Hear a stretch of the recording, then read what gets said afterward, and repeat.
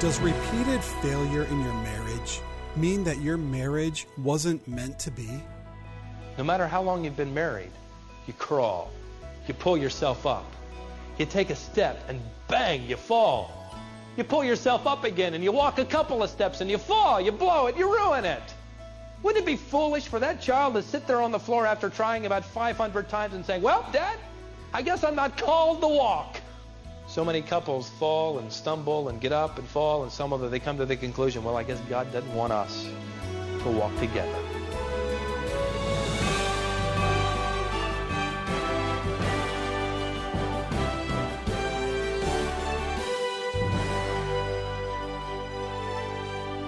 When you fail at the same thing over and over again, or continue to make the same mistakes, or continue to deal with the same struggles time and time again, you might be tempted to come to the conclusion that it just wasn't meant to be.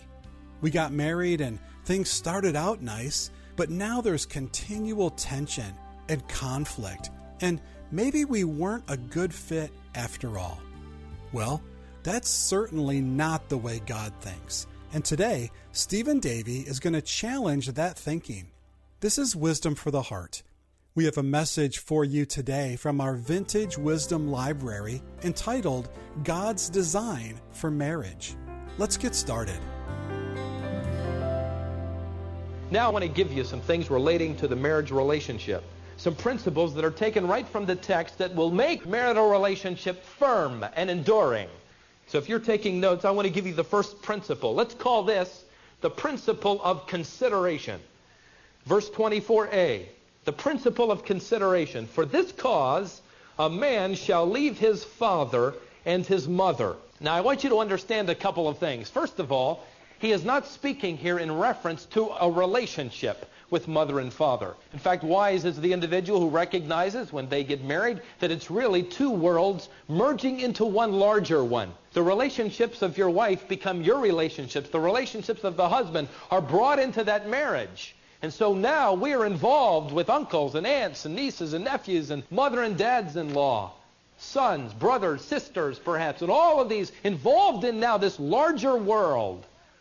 He's not saying to abandon, which is a literal translation, by the way, of the word leave, abandon. He's not saying abandon them in terms of your relationship with them. That's going to continue. In fact, you are creating relationships with another entire world, another family. He is also not referring, ladies and gentlemen, to the sense of responsibility. You and I do not abandon our sense of responsibility.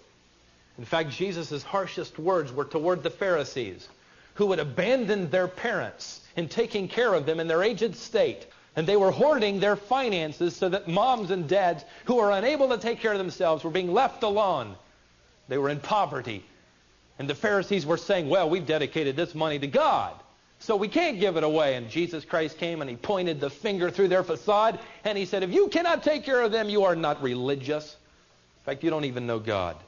So he is not referring here in this passage, obviously, to a relationship, abandoning that, or to abandoning responsibility. What does he mean when he talks of abandonment? Let me give you what I think he is saying. He is referring to priority, to the sense of direction, so that a man and a woman leave the nest and they create for themselves their own purpose, their own direction. And that marital relationship takes priority over any other relationship. The responsibility to the wife, the responsibility of the husband now has priority over every other relationship in existence. And that means that you may strike out on a different course than mom and dad would want. You might go places they would never go. But I think this also involves the parents of those who marry. This is not only in the case of newlyweds, but of course in the case of as long as they live. This is the painful part, because this means that fathers will have to suffer that pain of knowing their little daughter is now looking to another man. There will come a day when I may hear that they have purchased an automobile that I don't think is a good deal. And you know, the temptation for all the dads is to just march over there and give them that lecture, you know, the one on fiscal responsibility, number 32. And you've got to bite your lip, because they've got to learn. You see, your children will marry. You may have children married now. You may be married and afraid to develop your own direction, your own values, because more than anything in the world, you want to hear dad say, "You're doing a great job." You want to hear mom say, "I'm pleased with your direction." You know what God says? God says, "Now is secondary. You together strive to hear me say, 'I'm pleased.'" It means, moms, that your son is going to be cared for now by a woman of different tastes. This message of abandonment is not just for the husband and wife. It is for the parents. And the message is this: let them go. In fact, you will do a great service to your young people if you will allow them to develop their values and priorities and direction. There are several periods I have read and, of course, have experienced a few of them that create a tremendous amount of stress on a marriage. The first few years, the birth of a child. And it is in those situations that moms and dads who watch their kids who are married, who force their children together, so that you ask that little girl when she comes to you and says, "Daddy, I don't know what to do." Did you ask your husband? What does he think? See, Mom, I'm not sure what I should do in this situation. Did you ask your wife? You see, that is where parents can have a tremendous impact in developing the direction of their young people. I can't believe this is true, but I read this past week. You're not going to believe this, but a mother called her son 3 times on his wedding night. Now, come on, you know that's kind of funny. You know, I thought about it, and I thought, what kind of mother would call her son on his wedding night? And then I thought about it a little longer, and said, what kind of dummy would leave his phone on the hook? Oh, it's you again, Mom. 3 times. You see, what God is saying here in the first manual on marriage is that your marital relationship takes priority. It may mean disagreeing with mom and dad. It may mean taking a different direction, establishing different values. But that marital relationship will take priority. That is the principle of considering that wife above all other women or all other relationships, that husband above all other relationships. That's the principle of consideration. Let me give you the second key principle I think is in this text, and it's found in the word cleave. Would you look back at your word there? Chapter 2, verse 24b. For this cause a man shall leave his father and mother, that's A. B, and shall cleave to his wife. The word cleave could be literally translated weld or grip. The scene in America today, the marital scene, would change drastically if couples coming into marriage would come in with one basic proposition. There is absolutely no way out. One man I read last week said that commitment is taking your hand off the doorknob to the back door of your marriage. There isn't a way out, but there's a way through. Because men and women, if you have in your marriage a fire escape over here, there will come a time when you're going to run for it. So you'd better seal it up. One man wrote that there are 3 things very important. In fact, this is right out of Scripture. And I want to give you 3 things that are involved in a marriage that is including this principle of commitment. It involves 3 relationships. Let me give you the first one. And that is between you and the Lord. If you're going to have the principle of commitment in your marriage, it means that you are committed to the Lord. This is crucial. Before you ever talk about a relationship with another human being, talk about your relationship with God. Because husbands, there is no way in the world that you could ever love your wife without first understanding and experiencing the love of Jesus Christ. Because how are you to love your wife? Like Christ loved the church. The second, of course, is the relationship of your spouse to the Lord. And you'd better encourage it. Bless your heart if you get in the way of your spouse's relationship with the Lord. God help you if your spouse has to wake you up and get you out of bed in the morning to go to church. You are hindering the potential relationship. If your breakfast is late because she or he is reading the Word, fantastic! Encourage that relationship they have. A young man walked into my office not long ago and asked if I'd perform his wedding. He had never attended Colonial. In fact, I'd never seen him before, and so I just asked him a few questions about his relationship with the Lord, and it was non-existent. I explained to him the truth, that, look, if the Lord's not involved in your marriage, He's the one that designed it. He's got the manual for it. In fact, if you build it without the Lord, according to David, Psalm 127, verse 1, you're going to labor in vain. And he wasn't very interested. So I shocked the daylights out of him by looking him in the eye, and I said, look, man, Why don't you just skip the marriage and just live with your girlfriend? What? What are you suggesting that for? And I simply told him, because since God's idea is marriage, and since God is not part of your marriage, he's not going to be involved. Why worry with appearances? Having a ceremony in a church is absolutely meaningless. You want it your way, do it your way. But if you want to do it God's way, then God has to be involved. You need a right relationship with Jesus Christ if you're ever going to pull it off. Your spouse needs to have a right relationship with the Lord if you'll ever experience the kind of commitment he wants. And finally, the relationship needs to exist between you and your spouse, obviously. But I put this one last. You notice? Because it hangs upon the balance of the other two. You show me a woman that is out of fellowship with Jesus Christ, and I will show you a woman out of fellowship with her husband. Show me a man who is in rebellion to the Word of God, and I will show you a man who is impossible to live with. It hangs upon those first two being in proper perspective. A respected professor of mine said that 85% of his marital counseling, as a man who's been teaching the Word for nearly 40 years, 85% of his marital counseling, he finds a man or a woman who walks into his office and before long basically says these words. They're not getting out of their marriage what they deserve. And he knows that they're already in phase 3 in the deterioration of a marriage. When spouses begin to concentrate on I, me, my. You never hear the words we, us. It's me. How can we ever circumvent the selfish nature of our own being? By having a relationship with Jesus Christ and learning to die to self, to live to Him. Then we can live in the proper perspective of our horizontal relationships. One more. Let's call this the principle of companionship. Would you look at the last part of verse 24? Well, let's begin with the beginning. For this cause, a man shall leave his father and his mother and shall cleave to his wife, and they shall become one flesh. And the man and his wife were both naked and were not ashamed. Now, this union obviously involved physical intimacy, but it involves much more.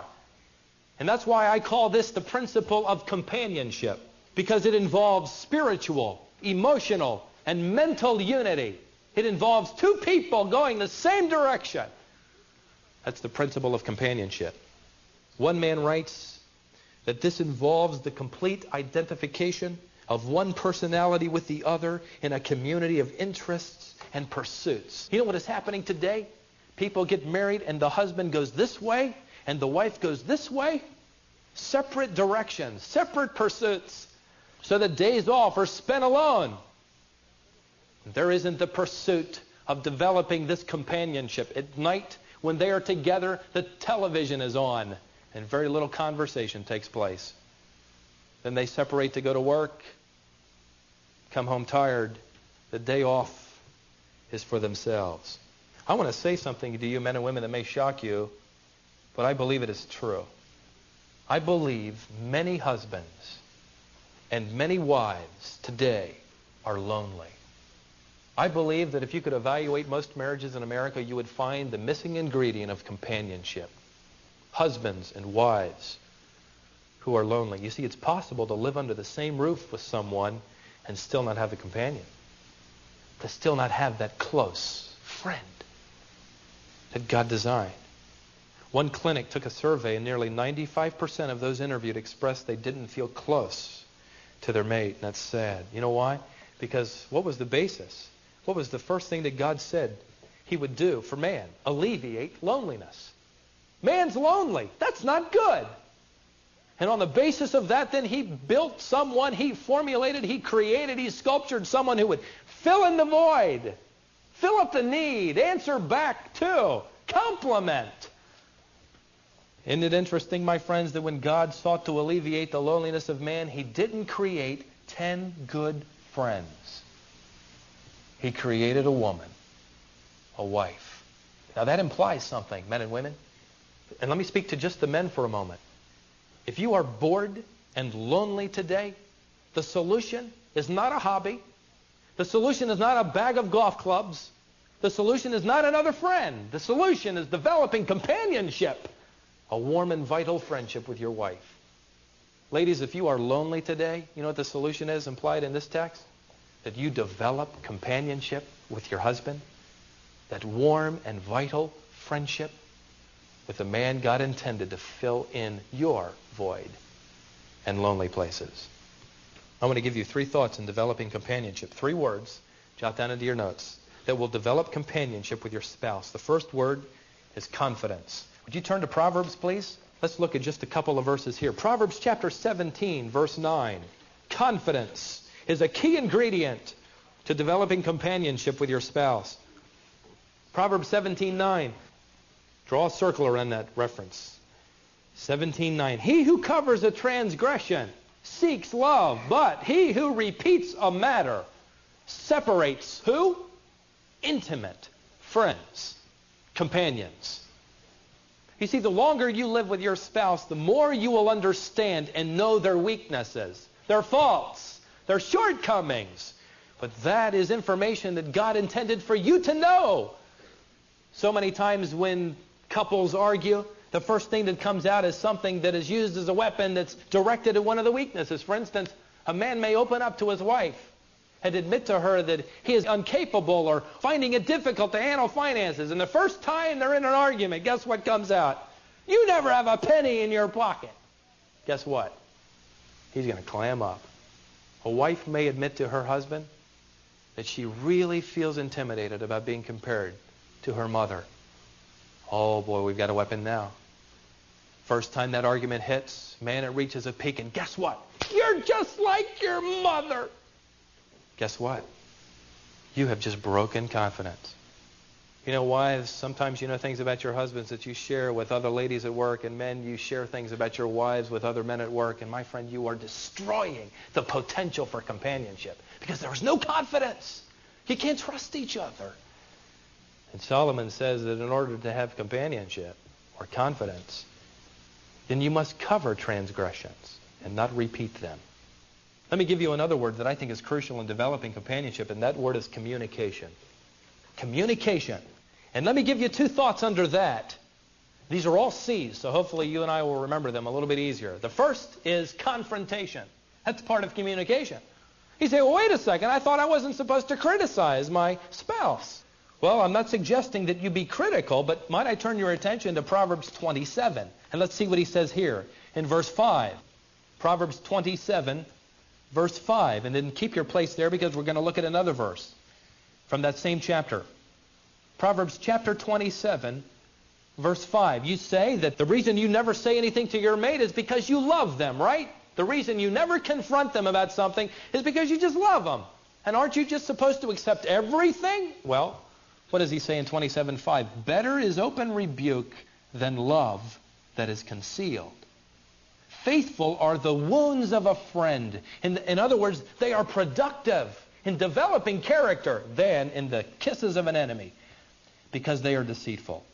You know, I have seen couples where the wife just doesn't say a word. The model of passivity. Some of you husbands say, well, I'd like to learn the secret of that one. No, you wouldn't. Because you see, what happened behind closed doors, behind the scenes, it may have even happened out in the open, is one day the wife suggested something to the husband and bang! Don't you give me advice. I'm the commander of this ship. And he has squelched the potential confrontation that will ultimately sharpen him. Same way with a husband advising the wife, but I've seen it more in terms of wives advising husbands. They don't want to hear it. They would rather their wives remain silent, and yet they have been robbed of one of the best things a marriage provides, and that is a sharpening impact of that mate toward you in confronting you with things that you cannot see. You're blind. I read a story that's kind of humorous, but I think it isn't. It talks about his husband and wife, and they were celebrating their 50th anniversary, and everybody always just admired their relationship because she was just the kindest thing, and he could just about do anything he wanted to do. He could do anything he wanted to, and she'd never say a word. And they were asking her one day, how did this happen? Boy, what's the secret to that? She said, well, it happened on our honeymoon. She said, we went to the Grand Canyon, and we were taking 2 mules, we were riding 2 mules down the side of the Grand Canyon. And my husband's mule stumbled, and my husband grabbed him by the ears and shook him and said, that's once. And then a few yards ahead, the mule stumbled again, and her husband took him by the ears and said, that's twice. Finally, the 3rd time the mule stumbled, the husband got off the mule and pulled out a pistol and shot the mule. And the wife said, I started to protest. And he ran over to me and grabbed me by the ears and he said, that's once. Would you look at verse 17 of Proverbs chapter 27? Boy, if this isn't talking about the marital relationship, I don't know what.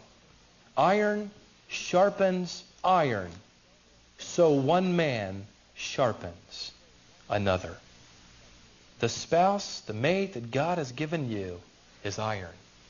Somebody said that a good marriage creates just enough friction like sandpaper to round off the rough edges.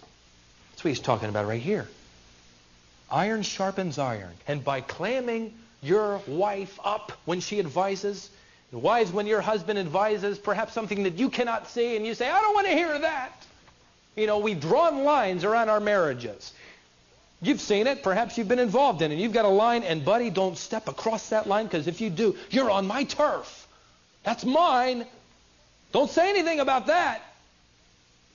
And as a result, you have a blind spot in your life that your mate cannot help you with because you refuse to hear. Confrontation is crucial in sharpening. Let me give you the second word, and that is counsel. Counsel. Turn to Proverbs. Well, you're already there. Proverbs 27. Look at verse 9. I like this verse. Oil and perfume make the heart glad.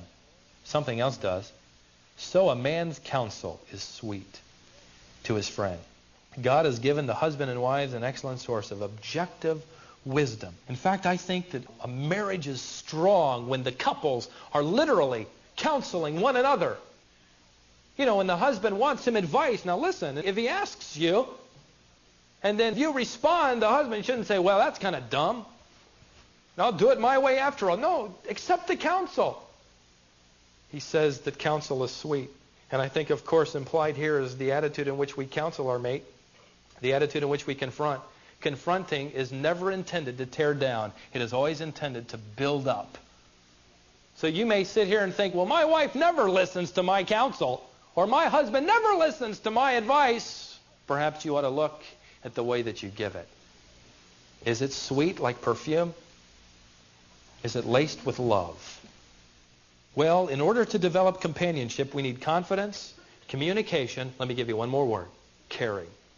The word care comes from the Gothic root that means to lament, to grieve. Isn't that interesting that from that history we get our word care? Why?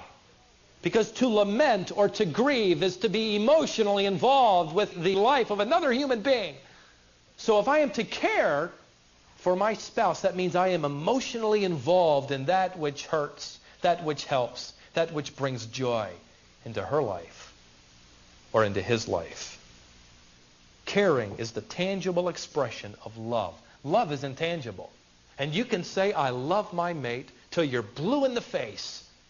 But until you make tangible expressions by caring, it might be by taking the garbage out, washing the dishes, a card, a note, a phone call, unexpectedly. That is caring. That develops companionship. I think we could best illustrate marriage by watching a child learn to walk. You know, it's been a joyful thing to see 3 of them learn to walk. And you've seen it happen. They're sitting there on the ground, and then all of a sudden they get the bright idea that I'm going to start crawling.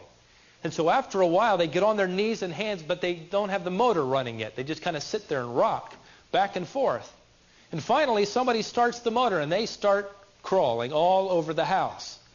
Finally, they get the idea that, look, there's a couch over there. If I crawl over to the couch, maybe I can pull myself up and stand up there like my dad or mom or brother or sister or whatever. And would you believe it? They finally pull themselves up, and they're standing. And boy, the celebration begins. You break out the camera, you take 35 shots. 10 years from now, you'll wonder, what are all those shots of this little kid standing at the couch? But that was when it happened. Finally, the child sees dad or mom sitting across the living room floor, and they say, it'd be great if I could walk across there to them. And so you know what happens? They take that first step. Bang! And they sit there a while, and they think, well, let's back up and try this again. And so they take a couple of steps, and over a process of days and weeks, and after they start walking, you wish it had taken years. They finally take 2 or 3 steps into your open arms, and you rejoice. Another celebration. They've learned to walk. No matter how long you've been walking, though, you always have the capacity to stumble and fall. No matter how long you've been married, and that also is a process. You crawl. You pull yourself up. You take a step and bang, you fall. You pull yourself up again and you walk a couple of steps and you fall, you blow it, you ruin it. Wouldn't it be foolish for that child to sit there on the floor after trying about 500 times and saying, well, Dad, I guess I'm not called to walk? So many couples fall and stumble and get up and fall, and some of them, they come to the conclusion, well, I guess God doesn't want us to walk together. My friend, the difference will be when you fall and stumble, and you will, because you will always have the capacity. The difference will be that you are developing a relationship, and built into it are the principles of consideration, commitment, companionship. Where do we start? First of all, we start with our relationship to the Lord. And then we stop with our relationship with our spouse, and we leave it up to the Lord how they will respond. But we do it right.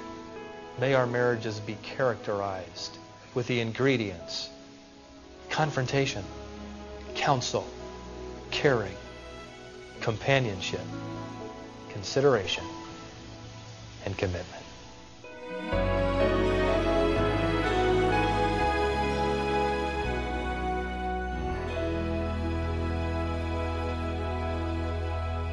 Those characteristics will serve you well in your marriage, and I hope today's lesson was an encouragement to you.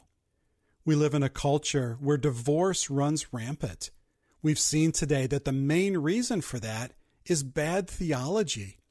If we could just get our theology straightened out, we'd get our marriages straightened out as well.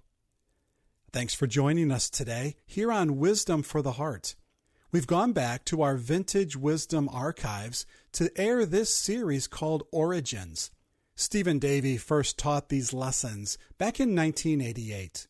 The lesson you heard today is entitled God's Design for Marriage. If you know someone who could benefit from listening to this message, please consider sharing it. It's posted on our website and on our smartphone app. You can find the links to this lesson there and share it with a friend or loved one who would be encouraged by hearing it. In case you didn't hear me mention it in a previous broadcast, I also want you to know that we have a companion study guide to this series. It's also called Origins. The study guide contains the manuscript of Stephen's lesson, as well as some questions and study hints for you to go deeper into God's Word as you study through these chapters of Genesis. You'll find the Bible study guide entitled Origins in our store at wisdomonline.org. Thanks again for joining us today. Come back tomorrow at this same time for more wisdom for the heart.